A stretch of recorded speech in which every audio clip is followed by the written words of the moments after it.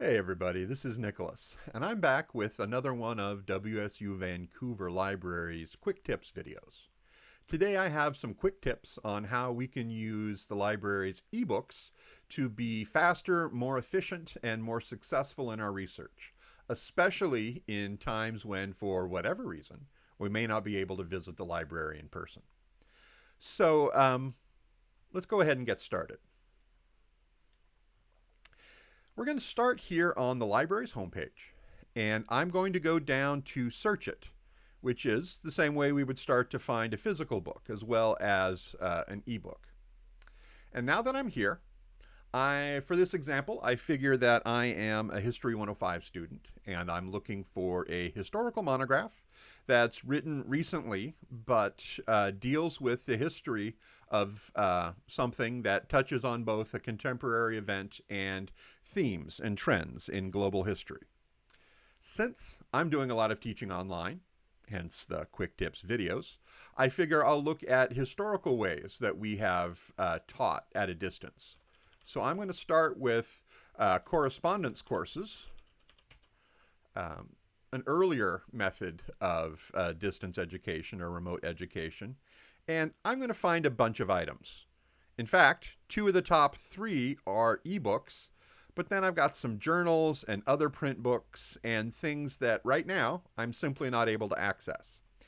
If I want to limit what I'm doing to just a particular type of things, I can take my attention over here to the right-hand column and go down to where it says Type.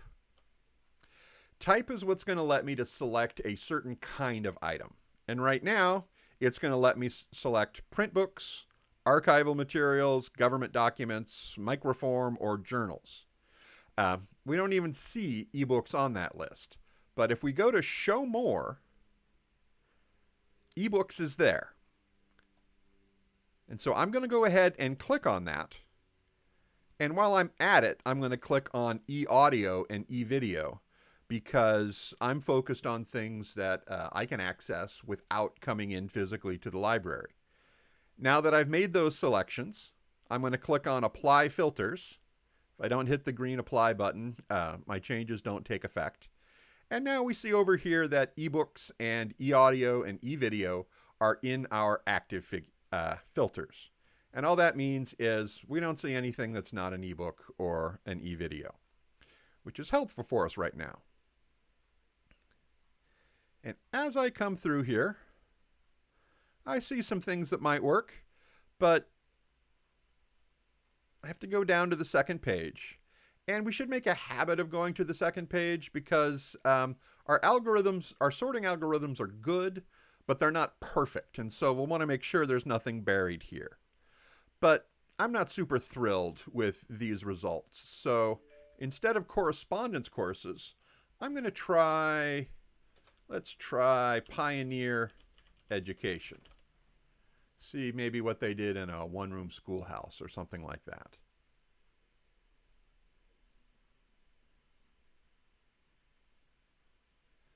When that comes up, you'll notice that I've lost my eBooks items here. So I need to go back down. This time we'll see that eBooks is on the first section of Type. And if I go to Show More, I can still find e-audio and e-video. And I'm going to apply those filters. Now, if you're searching at home and you know that you just want ebooks because you can't come into the library right now, if you go over to these filters and click the lock, that's going to keep that particular search, what we call a filter. We're going to filter out everything that's not an ebook. And any search I do until I turn that off, it's just going to give me ebooks. And now as I go through, Mormon Midwife, the indomitable Mary Easton Sibley, pioneer of women's education in Missouri. These are things that look like they might work. This one looks like it's more of an education book than a history book, so I'll ignore that. This book on one room, schools and school teachers in the West, looks really good. And let's keep scrolling because we have some good things. Maybe there's some more. And again, our filters are good, but we always want to keep looking because They're not that good.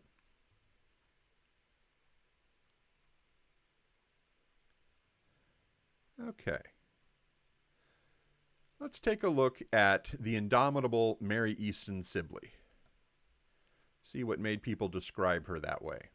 And when I click on this, I see that we have online access, which is good. And as I scroll down, we'll always want to look at the detail, because the subjects here will tell us if there are other books in, if this is a good book for us, chances are other books on the same subject will also be good. These particular subjects look pretty specific. I'm not researching just Missouri, but I'll look there on other books in the future.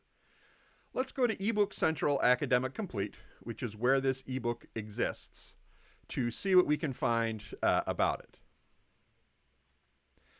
And as we're waiting for that to load, the next things that we're going to look at are going to be based on how we change the screen of the ebook reader around to give us just the right kind of reading experience.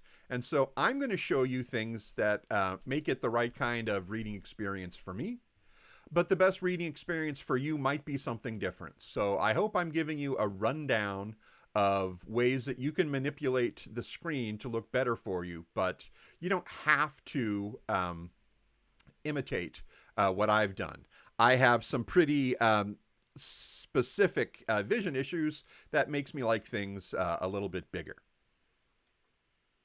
But now that we're back here and our book has come up, most of the books that we find, or a goodly number of them, are going to be in this tool called ProQuest eBook Central. Now, you don't need to remember the name of it, but here are some options that we have for navigating it. Two that I think are going to be most popular are Read Online and Download Book. Download Book involves using some other software, Adobe Digital Editions or the Bluefire Reader, which I'm going to deal with in a separate video. Today I want to talk about Read It Online, which if you click on it, you can then read the book online. It's nice how that measures up. And when I do that, I get to this basic interface. And it can be really tempting just to go right over here to the arrow and start flipping pages to go through the book. But you'll notice we don't see the whole page on one screen, and we have this table of contents over here.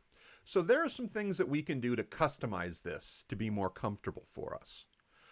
On the right, in the table of contents, if I'm dealing with a technical book or a nonfiction book, where really I just want information about one particular thing, I might use this to figure out exactly which pages I'm focused on and go straight there. Let's say I'm doing history and I'm really interested in Fort Osage and not so much in the rest of this. I could use this to go right over there. On the other hand, if I'm reading this like a novel, or there's a narrative that begins at the start of the book, and I might want to, start at the beginning and turn each page until I get to the end, I can do that as well. So right now, I'm going to click that X, give myself some more real estate so I can read. Now, my scrolling finger is going to get tired if I have to go back and forth like this all the time. So I'm going to go over here to these three items on the top right of the screen. Zoom out, zoom in, which we can guess what they do. They zoom out and they zoom in. And then this stack here, which does lovely things where I can fit it to the page width, which basically makes it as wide as it'll go without having to scroll from side to side. And I can read everything as big as it'll go that way. Or I can fit it to a page. And now I'm working on this lovely, gigantic, big monitor where I can read everything that's here comfortably without having to scroll. So I might start this way. And I can either scroll top down, or I can use these buttons to change pages. And this is comfortable for me. You may find something else is comfortable. You may like to click back over here and have your page and your table of contents at the same time. It's all up to you. We can also click here to dog-ear the page and leave ourselves a little bookmark. There's a bookmark icon in the top corner as well. We can also make notes or highlight sections if we want to. This item here that looks like the Twitch stream icon is actually the citation icon. So if I decide I'm going to use this in my work, I can copy and paste the citation from here. History 105 students, be aware that it defaults to MLA, which is for English scholars and humanities scholars. You'll probably want the Chicago bibliography format. So we can switch there. It's going to move around and format it in Chicago style, and then we can select all, Control A or Command A, and then copy it, Control C or Command C, and we're good to go. You will still have to format the hanging indent and a few other things, and when we copy citation formats, we always want to proofread it, because sometimes there are issues. Like I see one here. Even though there's a middle initial there, we don't have two periods in a row. So we'll have to fix little things like that. If I close that down, I can create a link if I want to share this with someone else. I can print if that's my thing, download some of it as a PDF, or download the whole thing, which, again, I'm going to talk about in another video about some of the other software that we'll use. But that is the basic rundown. We now have enough information to find a book that we need and to navigate it once we get here. And we've seen that there are options for moving around the book. There's a good search option that we can use. If we take bookmarks or make our notes, we can see them here. If you choose to do that, you'll want to sign in to the service to do that. So those are a few things that we can do. And that pretty much wraps up our quick tips for today. Since we've started, we've seen how to use Search It to find the type of book that is ebook or e-videos, to narrow down to that, and how we have to click apply in the little ticky box to save our choices, and how we can click on the lock to keep those choices permanent throughout several different changes until we sign out of the web page. Once we get to the book, we've learned how to use the table of contents and change the screen around to fit our particular interests. If you have any more questions, go ahead and contact the library. You can send us a chat message. The library's homepage has a text chat that's open from noon to 6 p.m., Mondays through Saturdays.